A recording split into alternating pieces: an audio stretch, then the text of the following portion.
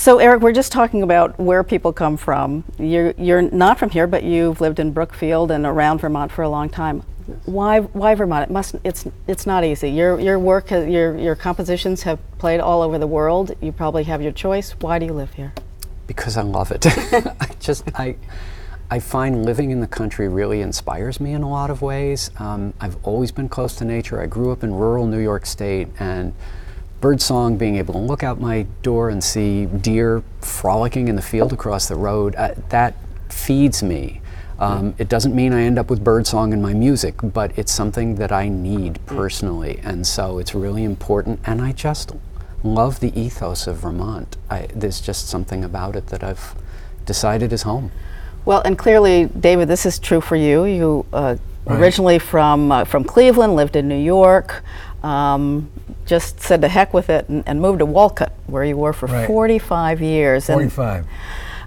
So I'd like to hear a little bit about that, but also you had to move to Montpelier recently because of a diagnosis 3 months ago, I guess. Parkinson's, which just for a hard scrabble guy like you who cuts wood and works in the garden, that must have been really, really hard. It was very difficult.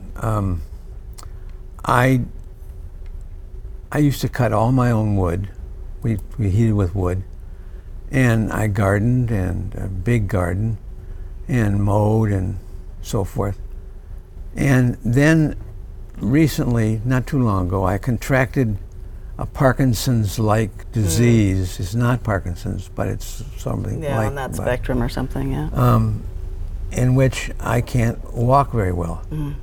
So that, like last year, when I planted potatoes, I kept falling over into the row in my head first, and I couldn't get out. Lois would have to come get me out. Does your Taoist view of life, has that helped at all? I don't know. If the answer is you get used to it, you got it, then. But Vermont still feeds you, even in Montpelier. Yeah. Okay. No, we live in a wonderful place in Montpelier, where we look out on trees and animals and birds and so forth. And Camel's Hump. And Camel's Hump. Terrific. Well, Eric and David, thank you so much for this little extra minute. You're welcome. Thanks.